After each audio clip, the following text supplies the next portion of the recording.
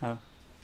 Now the dust has settled on that draw at Stamford Bridge on Tuesday night, what do you think that you learnt about your players from that game? The type of players that I have at the moment, with the attitude that they showed, the ability to react in difficult moments, and I think the joy was to watch from my side how much they wanted, and actually that they never gave up.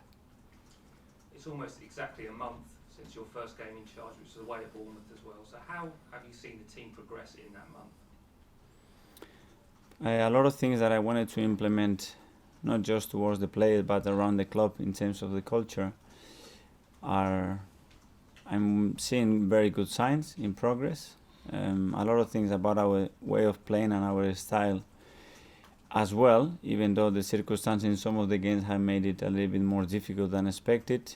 But in general, I can see the direction towards what I wanted a month ago. Hi, Mikel. Weeks ago, until the close of the transfer window, of course, you've been linked with a lot of players. The latest name that's come up, Mikola Matvienko at Shakhtar Donetsk. I know you'll have had a look at him when you were up at Manchester City and played in the Champions League. First of all, is he a player you're interested in? Because his agent is saying that clubs are already having talks. I don't know. I'm not gonna be discussing any transfer links publicly. It's something that we are trying to do internally, and when we have news, we will communicate with you guys. Is it something you're still looking at, though, perhaps bringing in a defender on a more general basis? We've been looking at different positions. Obviously, since I joined, we lost Callum, and we had other circumstances and injuries in those positions. So it's true that at the back we've been short, but other positions as well, depending what happens in the market, that we might need to assess. Are you hopeful something will be done before next Friday?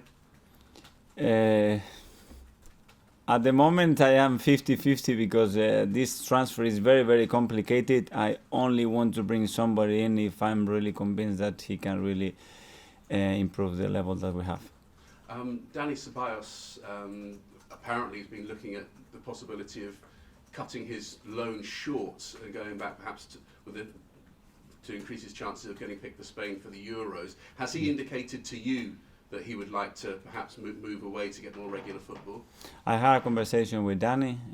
When I joined the club, he wasn't here. He was in Madrid because he was doing his rehab for over a month in Madrid, the team that owns him. And then when I came here, he was doing his rehab back the first 2 or 3 weeks. He was getting back to fitness. And I haven't seen much of him because he only trained with us a week or 10 days, So it's very early to assess what I can do or cannot do with him. I heard about all those things, but I have nothing to comment. Do you think if he's back at full fitness, would he be part of your plans? Should he remain here? He needs to get back to fitness, fight for his place like any other team, and after that we will make the selection that I think is fair with what I see on the pitch. And just one more transfer line, and I know you don't want to talk about specifics, but there's one that came out from Spain overnight about Aubameyang suggesting he had agreed a deal with Barcelona. Can you just clarify what the situation is with him and also thoughts towards his contract in the future? As far as I know, I think a week ago after a game at home, we were discussing that he said he was so happy that he didn't agree with the things that were writing in the media, and he has his future here, and I'm so happy with that. So that's where I'm standing at the moment. We're going to look ahead to the cup game against Bournemouth.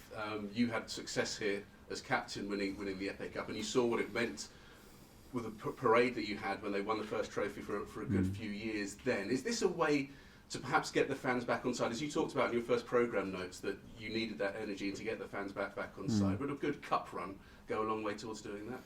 Well, when Rob was asking me about the things that we've done in this month, I think for sure one of the most important things is create that connection again with the fans.